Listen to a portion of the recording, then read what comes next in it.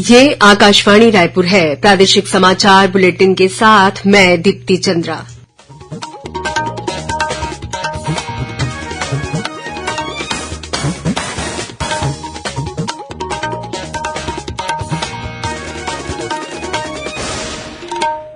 और अब पेश है आज के मुख्य समाचार। भारतीय जनता पार्टी ने छत्तीसगढ़ विधानसभा चुनाव के लिए 4 प्रत्याशियों की चौथी और अंतिम सूची जारी की। वहीं जनता कांग्रेस छत्तीसगढ़ ने 11 प्रत्याशियों की दूसरी सूची जारी कर दी है। आजादी के अमृत महोत्सव के तहत राजभवन में 27 अक्टूबर को मेरी माटी मेरा देश अभियान के तहत राज्य स्तरीय कार्यक्रम आयोजित किया जाएगा। गोवा में चल रही राष्ट्रीय खेल प्रतियोगिता में छत्तीसगढ़ की वेटलिफ्टर ज्ञानेश्वरी यादव ने 49 किलोग्राम वर्ग में स्वर्ण पदक जीता। और बस्तर दशहरा के तहत आज बाहर रैनी की रस्म अदा की जा रही है।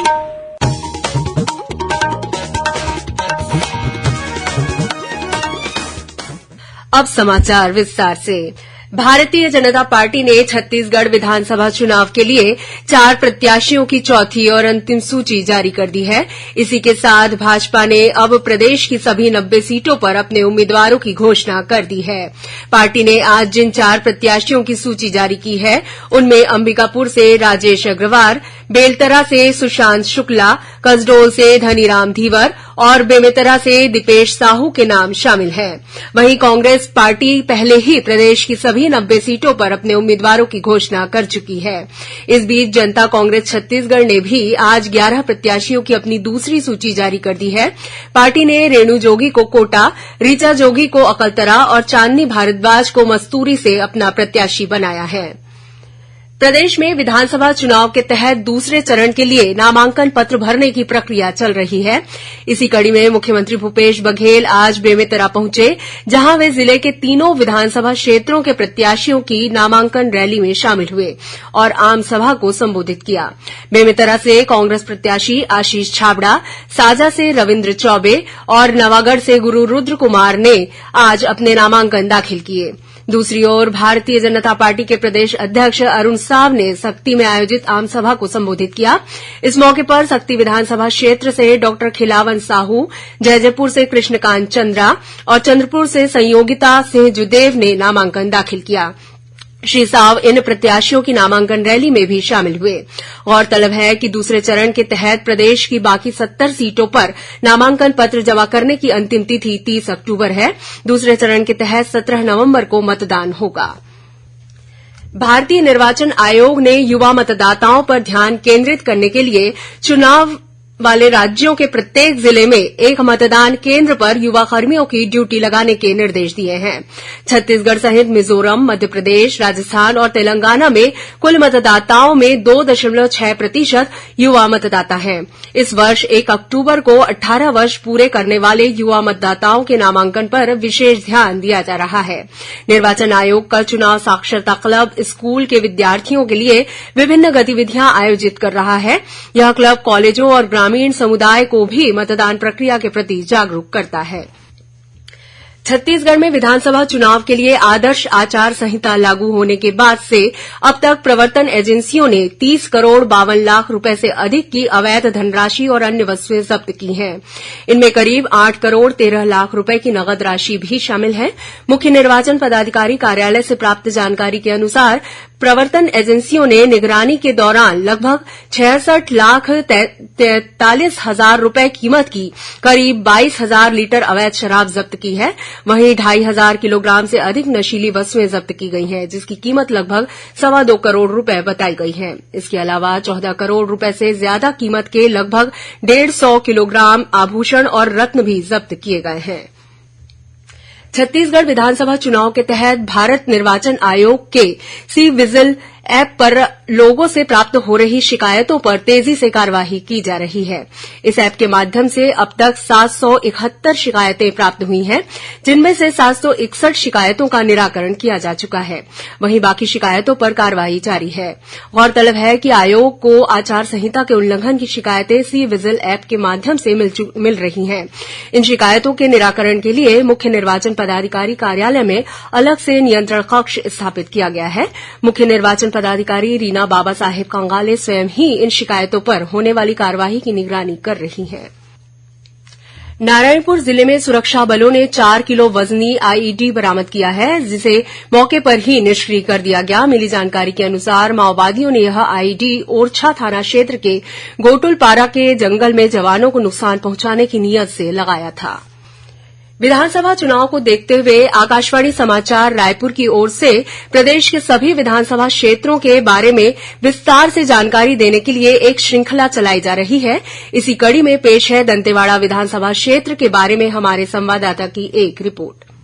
श्रोताओं, दंतेवाड़ा जिले में भी विधानसभा चुनाव की तैयारियां जोर शोर से जारी हैं। जिले के दंतेवाड़ा विधानसभा क्षेत्र में मतदाताओं की कुल संख्या 1,92,323 है। इनमें से 90,084 पुरुष हैं और 1,02,237 महिला मतदाता हैं। वहीं तृतीय लिंग के भी 2 मतदाता हैं। इस विधानसभा क्षेत्र में 18 से 22 वर्ष आयु के ऐसे 6,852 मतदाता हैं जो चुनाव में पहली बार वोट देंगे, जबकि 80 वर्ष या उससे अधिक आयु वर्ग के 1,185 बुजुर्ग मतदाता हैं। दंतेवाड़ा विधानसभा क्षेत्र में पहले चरण के तहत 7 नवंबर को मतदान होना है। मतदान के लिए विधानसभा क्षेत्र में कुल 273 पोलिंग बूथ बनाए गए हैं। इनमें से 10 संगवारी और 10 आदर्श मतदान केंद्र होंगे। वहीं एक मतदान केंद्र को दिव्यांग कर्मचारियों द्वारा संचालित किया जाएगा। वर्तमान में दंतेवाड़ा विधानसभा क्षेत्र से कांग्रेस पार्टी की देवती कर्मा विधायक हैं। पिछले उपचुनाव में उन्होंने भारतीय जनता पार्टी के अपने निकटतम प्रतिद्वंदी ओजस्वी मंडावी को 12,000 के करीब मतों से हराकर विजय हासिल की थी। आकाशवाणी समाचार के लिए दंतेवाड़ा जिले से मैं नरेश मिश्र। अब सुनिए कांकेर जिले के भानुप्रतापपुर विधानसभा क्षेत्र पर केंद्रित हमारे संवाददाता की एक रिपोर्ट।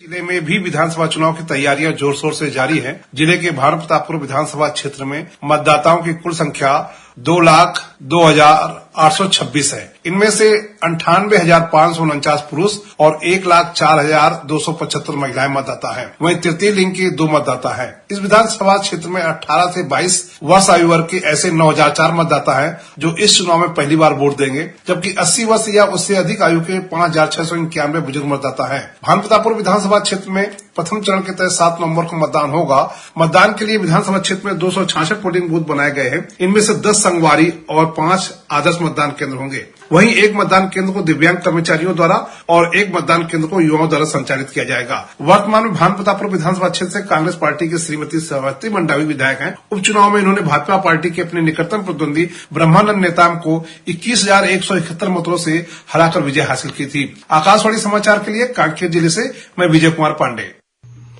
आजादी के अमृत महोत्सव के तहत राजभवन में 27 अक्टूबर को मेरी माटी मेरा देश अभियान के तहत राज्य स्तरीय कार्यक्रम का आयोजन किया जाएगा। सीआरपीएफ और नेहरू युवा केंद्र के समन्वय से आयोजित इस कार्यक्रम के तहत प्रदेश के 33 जिलों के 146 विकासखंडों के सभी गांव से एकत्रित की गई मिट्टी राजभवन लाई जाएगी। सीआरपीएफ के अधिकारियों ने आज राजभवन में राज्यपाल विश्वभूषण हरिचंदन से भेंट कर उन्हें कार्यक्रम के लिए आमंत्रित किया। इस अवसर पर सीआरपीएफ सेक्टर मुख्यालय रायपुर के डीआईजी एनके सिंह, 65वीं बटालियन के कमांडेंट वीके सिंह और नेहरू युवा केंद्र रायपुर के जिला समन्वयक अर्पित तिवारी उपस्थित थे। गौरतलब है कि आजादी के अमृत महोत्सव के तहत सभी ग्राम पंचायतों से भारत के शहीदों के सम्मान में घर घर से जाकर कलश में मिट्टी एकत्रित की गई है। इन अमृत कलशों को नई दिल्ली के कर्तव्य पथ पर पहुंचाया जाएगा, जहां विभिन्न राज्यों से लाई गई मिट्टी से शहीदों के सम्मान में अमृत वाटिका का निर्माण किया जाएगा।